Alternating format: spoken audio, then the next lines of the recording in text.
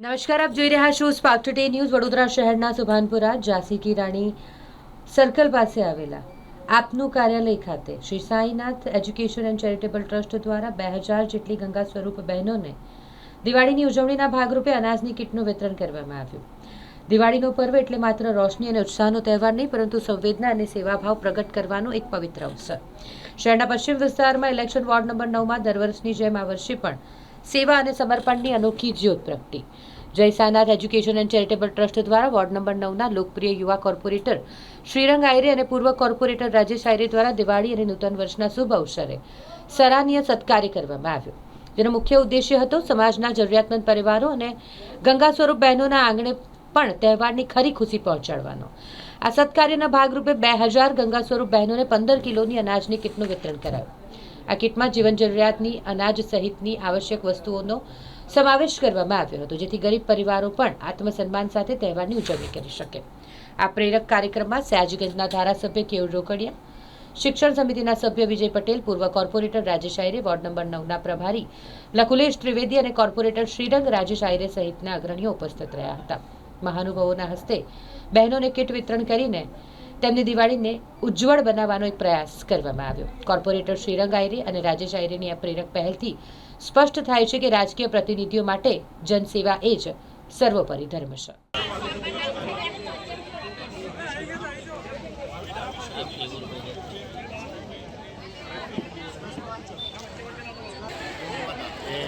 દ્રશ્યો તમામ મહિલા બહેનોના મુખ પર સ્મિત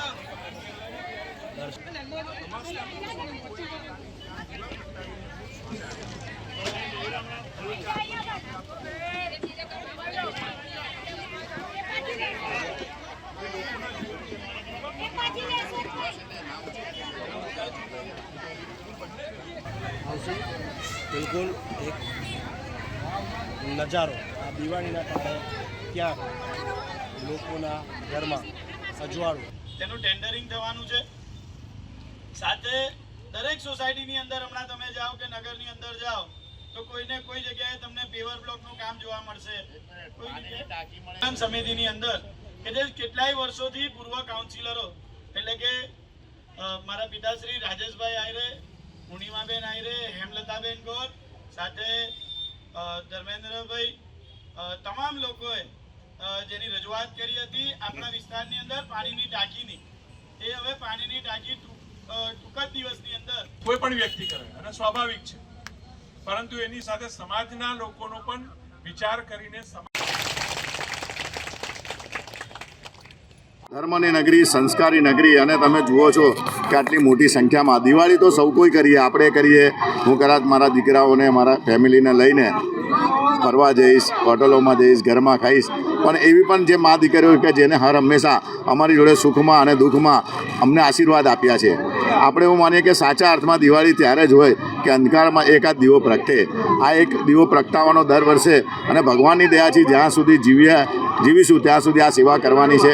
હું આપણા માધ્યમથી દરેક લોકોને પણ કહું છું કે તમે પણ તમારી આજુબાજુમાં પણ તમે જો કોઈ હોય, દિવ્યાંગ હોય, ગંગા સ્વરૂપ બહેનો હોય, કાં તો જે પણ કોઈ એવા લોકો હોય કે કદાચ દિવાળીમાં આપણે એક ટાઈમ કદાચ ઓછું ખાઈએ તો ચાલશે, પણ આપણી આજુબાજુમાં રહેલા એવા પણ લોકો હોય કે જેને એક ટકનું ખાવાનું પણ નથી હોતું. તો ભગવાનના આશીર્વાદ છે અમને. દર વખતે ભગવાન જ્યાં સુધી અમને જે આપશે ત્યાં સુધી અમે લોકોને સેવા કરતા રહીશું. આજે જુઓ છો તમે, તમારા વિસ્તારની 2000 બહેનોને કીટ એવી આપી રહ્યા છે કે એમનાથી ઉચકાતી નથી. એ હાથે પકડીને બીજા કોઈ ઉચકીને લઈ જાય તો મને એવું લાગે છે 15 દિવસ અમે લોકો 10-15 દિવસ આરામમાં કદાચ આપણે ખાઈશું, ફરીશું. તો આ લોકો બી એટલે કીટની અંદર તમે જુઓ છો કે 5 કિલો અમે લોટ આપ્યો છે, સાથે સાથે ચોખા આપ્યા છે, 1 કિલો તેલ આપ્યું છે, એમને ઘરે શીરો બનાવે એના માટે રવો આપ્યો છે, ચોખ્ખું ઘી પણ આપ્યું છે. તો આ રીતના અમે લોકો હર હંમેશા અમને ખુશમાં જોવા માંગતા હોય છે. તો અમારી બી ફરજ છે કે અમારા વિસ્તારના લોકો એ પણ ખુશ રહે. તો બસ આજના દિવસે એક થોડો અંધકારમાં એક દીવડો પ્રગટાવવાનો પ્રયત્ન કર્યો છે, અને ત્યારે જ આ સાચા અર્થમાં આપણે માનીએ છીએ કે આ દિવાળી હોય તો અમારી દિવાળી આમને જોઈને દર વખતે થતી હોય છે. થોડા દિવસ પહેલાં આપણે જોયું કે સાડીઓ પણ આપી, એ રીતના મીઠાઈઓ પણ આપી, આજે અનાજ આપીએ છીએ. મને એવું લાગે છે કે બસ આ સાચા અર્થમાં આ દિવાળીની ઉજવણી છે. તો આપ પણ આપના માધ્યમથી જે પણ થતું હોય તો આપ પણ સેવા કરજો. સૌ લોકોને ખૂબ ખૂબ દિવાળીની, નવા વર્ષની શુભેચ્છા. આપણે આ જ રીતના મળતા રહીશું અને સૌના આશીર્વાદ લેતા રહીશું. જય સાંઈનાથ. નગરી અને ધર્મપ્રિય નગરીની અંદર રહેતા તમામ નગરજનોને આજના દિવસે દિવાળી તેમજ નૂતન વર્ષ નિમિત્તે ખૂબ ખૂબ શુભેચ્છા પાઠવું છું. સાથે આજના દિવસે અમારા માધ્યમથી અમારા વિસ્તારની અંદર રહેતા જે તમામ જરૂરિયાતમંદ બહેનો છે અને જે ગંગા સ્વરૂપ બહેનો છે એ તમામ બહેનોને આજના દિવસે અહીંયાથી અનાજની કીટનું વિતરણ કરવામાં આવ્યું છે. જે પણ લોકોએ 2 દિવસ કે 3 દિવસ અગાઉ અમારા ત્યાં રજિસ્ટ્રેશન કરાવ્યું હતું, અમે તે લોકોને આજના દિવસે અને આવતીકાલના દિવસ સુધી અમે અનાજનું કીટનું વિતરણ કરવાના છે.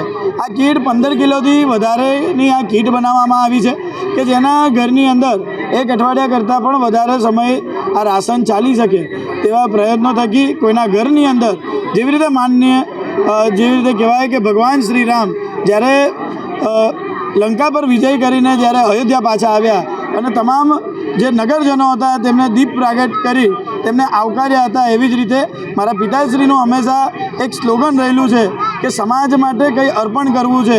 અને તે ધ્યેય સાથે અમે આ વખતે અમારા વિસ્તારની અંદર આવેલી તમામ જે માતાઓ છે, બહેનો છે, તેમની સાથે આ દિવાળી કરવાનો અમે આજના દિવસે તેમની સાથે અનાજની કીટનું વિતરણનો કાર્યક્રમ કર્યો. અમારી સાથે સયાજીગંજ વિધાનસભાના ધારાસભ્ય શ્રી કેવુરભાઈ રોકડિયા, વોર્ડ નંબર 9ના પ્રભારી લખુલીશભાઈ ત્રિવેદી અમારી સાથે આજના દિવસે અહીંયા ઉપસ્થિત રહ્યા હતા. અને આપ જુઓ કે મોટી સંખ્યામાં માતાઓ બહેનો પણ આજના દિવસે અહીંયા ઉપસ્થિત થયા છે. સૌથી પહેલાં આપના માધ્યમથી વડોદરા શહેરના સર્વે નગરજનોને દિવાળીના પર્વની અને નવા વર્ષની ખૂબ શુભકામનાઓ અર્પણ કરું છું. આ દિવાળીનું પર્વ, આ નવું વર્ષ નવા ઉમંગો સાથે, નવા સંકલ્પો સાથે આપ સર્વેના જીવનની અંદર સુખ, શાંતિ અને સમૃદ્ધિ અર્પે એવી પ્રભુ શ્રી રામના ચરણોમાં હું પ્રાર્થના પણ કરું છું. આ દિવાળીનું પર્વ એ માત્ર પરિવાર સાથે નહીં પરંતુ સમાજના અન્ય લોકોના સાથે પણ મળીને આપણે સૌ ઉજવીએ એવી હું આપને અનુરોધ પણ કરું છું. એ જ રીતે આજે રાજેશભાઈ આયરે અને શ્રીરંગભાઈ આયરે એમના દ્વારા આજે અનાજની કીટનું વિતરણ કરીને બીજાના જીવનના અંદર પણ દીવો પ્રગટાવવાનું કામ પ્રભુ શ્રી રામના લંકા વિજયથી, અયોધ્યા આગમનથી દીપ પ્રાગટ્ય કરીને લોકો એમનું સ્વાગત કર્યું હતું. ત્યારે આજે રાજેશભાઈ આયરે અને શ્રીરંગભાઈ આયરે પણ અનાજની કીટ રૂપી વિતરણ કરીને દીવો પ્રગટાવવાનું કામ બીજાના જીવનમાં કરી રહ્યા છે. હું બંને જણને ખૂબ ખૂબ અભિનંદન અને શુભકામનાઓ આપું છું. પ્રભુ શ્રી રામના ચરણોમાં પ્રાર્થના સાથે પ્રભુ એમને આવીને આવી શક્તિ અર્પે એવી પ્રભુ ચરણોમાં હું પ્રાર્થના પણ કરું છું.